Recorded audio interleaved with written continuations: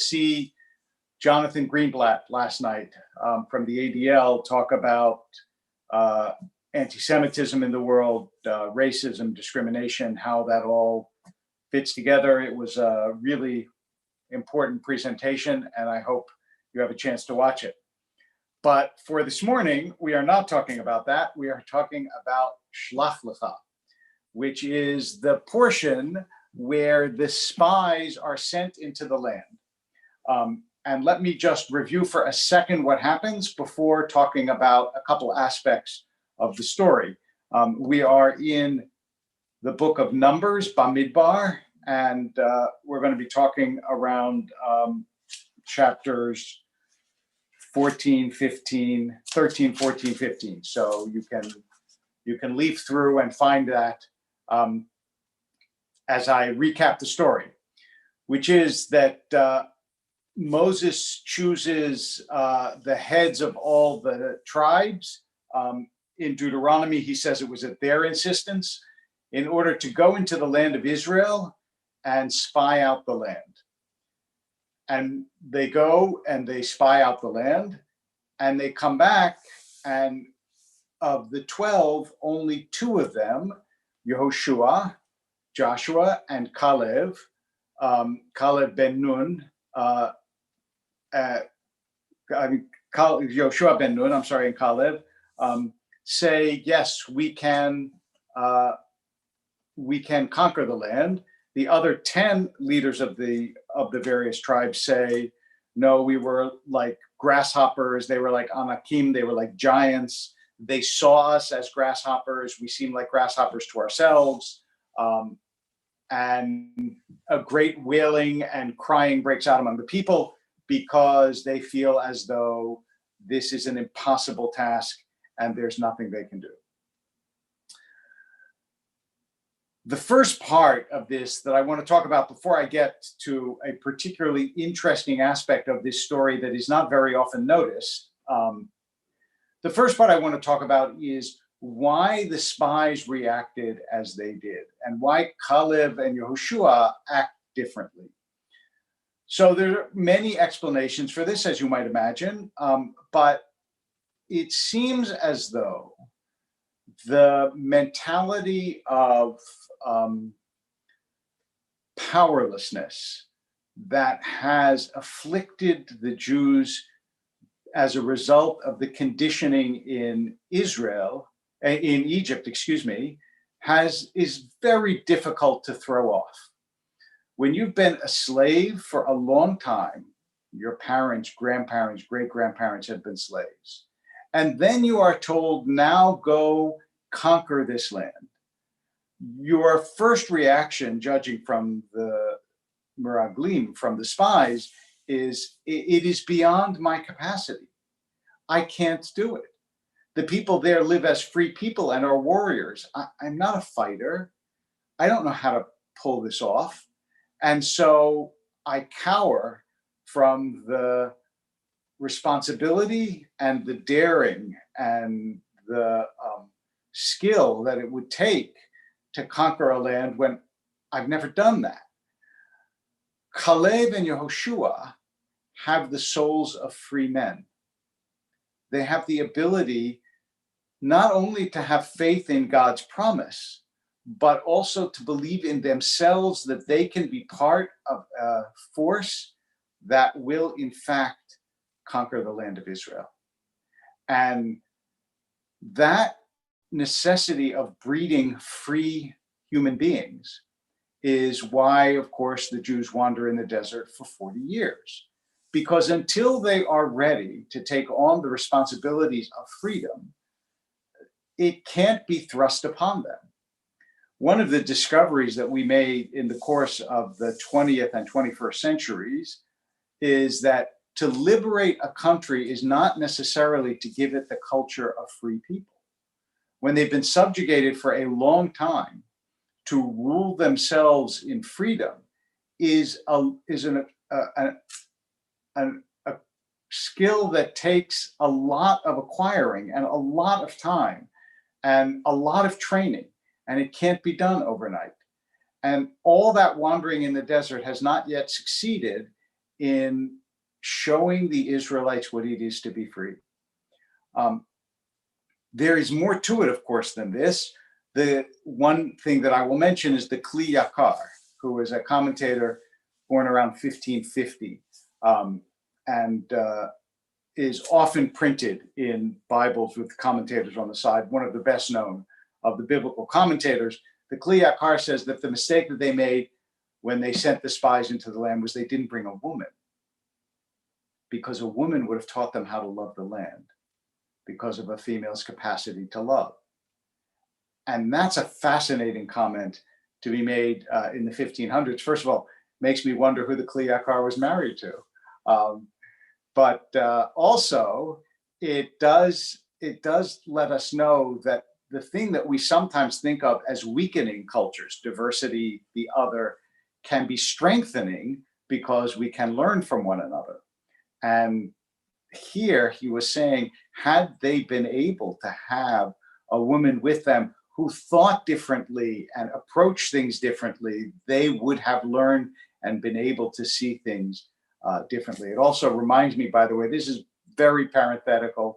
You can check this out for yourself, but interesting. I read an article the other day that the countries in the world that are led by women almost uniformly are doing better in response to the pandemic than countries that are led by men. I will allow you to develop your own theories about why that may be so. The theory of the writer was that they are better able to listen to the advice of experts and less insistent on their own conclusions. That may or may not be true. I don't know, but it is an interesting fact, and you can look it up and debate it among yourselves. Nonetheless, the fact that the spies come back and do not want to or are scared to enter the land causes, of course, a great crisis of faith among the Israelites, and God once again becomes tremendously angry, and Moses has to calm God down. The one other point I want to make is, according to the Kotzker Rebbe, the sin of the Israelites was that they said they saw us as grasshoppers. They felt tiny in the face of the Canaanites, who in their eyes appeared as giants. And the Kotzker Rebbe said the sin was caring how the Canaanites saw them. First of all, you don't know. But second, they should care how they are seen in the eyes of God, not in the eyes of the Canaanites. God saw them as a people capable of entering and conquering the land. And instead of seeing themselves through God's eyes, as it were, they allowed themselves to be diminished by seeing themselves through the eyes of the Canaanites. And that, says the Kotzker, was their sin. And that, too, is a very acute psychological observation that we often allow ourselves to, first of all, project into someone else's mind how they're seeing us, and then to be diminished by that projection. I think this person is seeing me this way, therefore I will see myself this way. And in a world, especially of social media, this is a virulent phenomenon and a really powerful and painful one. I will put this picture on Instagram, and if people like it, I will like myself. And if people don't like it, I won't like myself, because who I am is conditioned by the eyes that see me as opposed to my own sense of myself. And that was the second, a second interpretation of the sin of the Meraglim, the sin of the spies. But I want to call your attention to one more thing that I'm actually going to make the subject of the sermon this Shabbat. I'm going to elaborate it in the sermon, but I want to point it out here, which is a fascinating aftermath to the spy story. Now, remember, they go in, they're told that they feel they can't conquer the land. They come back, they report to Moshe, we can't conquer the land except for Caleb and Yeshua. God gets angry at them. Moses calms God down, says, don't go destroying these people. So I'm going to go to chapter 14, and I'm going to read to you from verse 39. When Moses repeated the words to the Israelites, they were overcome by grief. Early next morning, they set out toward the crest of the hill, saying, "We're prepared to go to the place the Lord has spoken of, for we were wrong." But Moses said, "Why do you transgress the Lord's command? This will not succeed. Don't go up.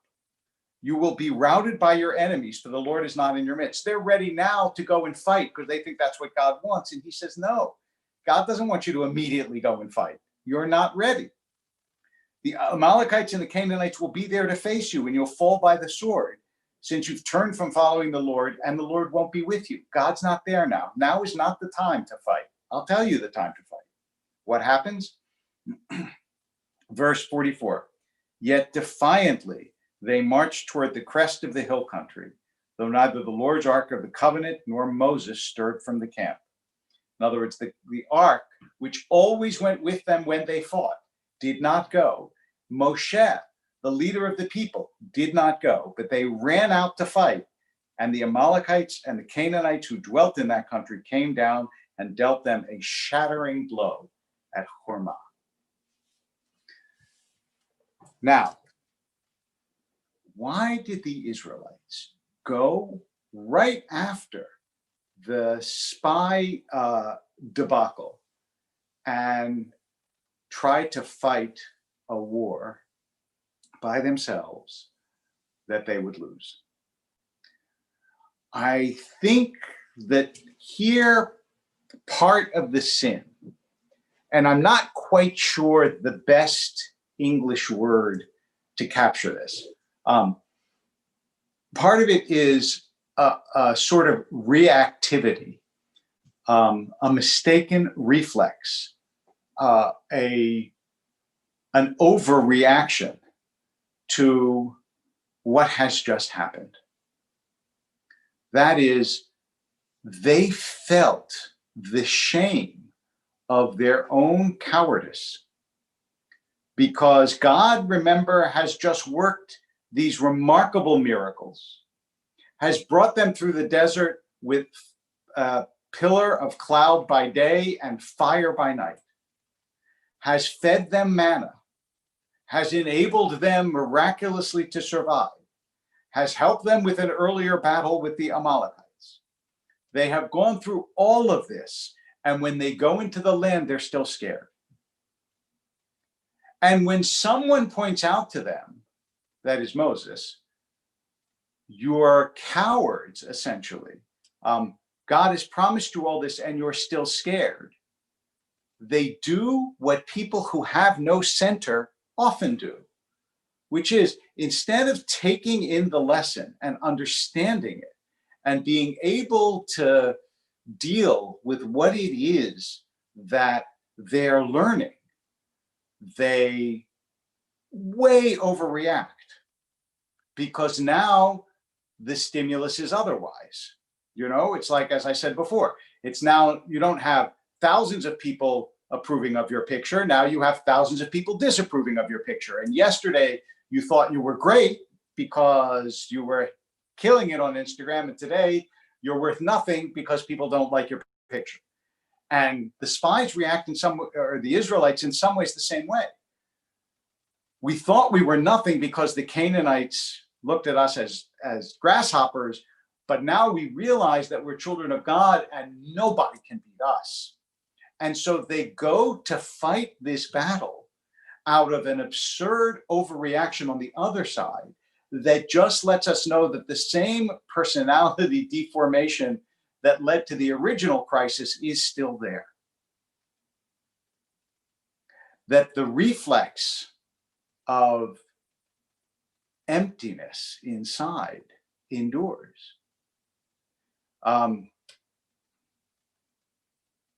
The sociologist David Reisman wrote a book all about whether someone was self-realized, whether they, that wasn't the term he used, it will come to me in a second.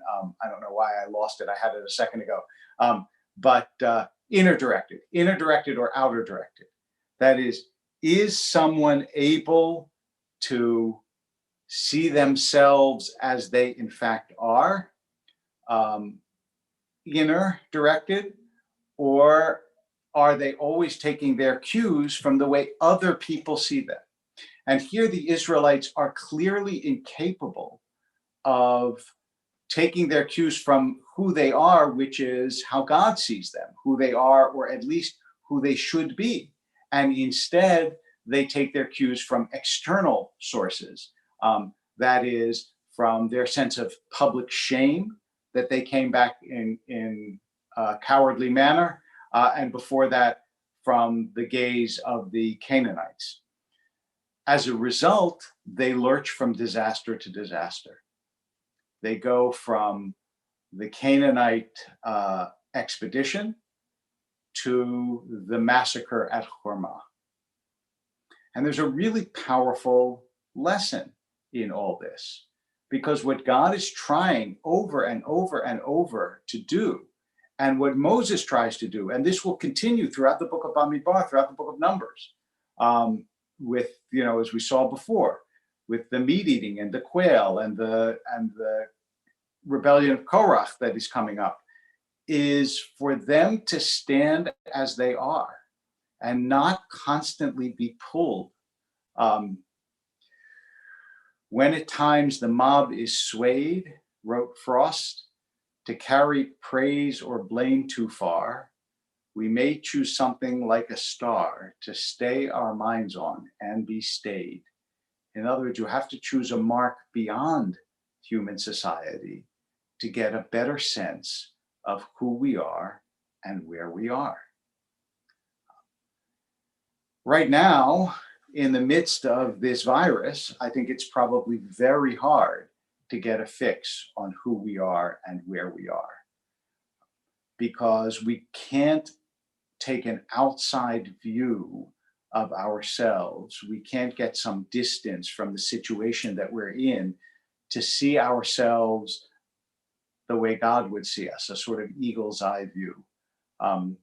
And the Torah tells us that lesson very clearly in the case of the Meraglim, how important it is to understand who you are and how difficult it is to understand who you are. And I would also say, by the way, that this has been for centuries, for millennia, part of the strength of the Jewish people. And it is certainly being tested these days. That is, do you have the internal strength to maintain your identity and who you are, despite the fact that you are going to be pulled by very powerful forces in various directions? And that's hard to do. That is hard to do. And you tend, what tends to happen is people swing one way and then reactively another.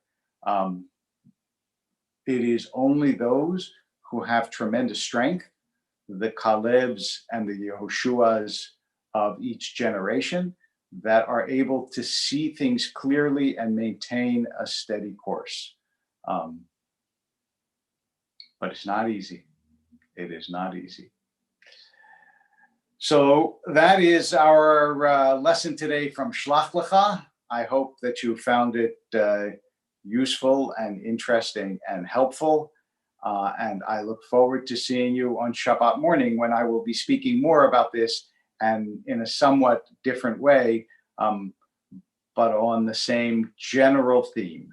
And hope you stay safe and wear a mask when you're in a group of people, and take this seriously and come out healthy.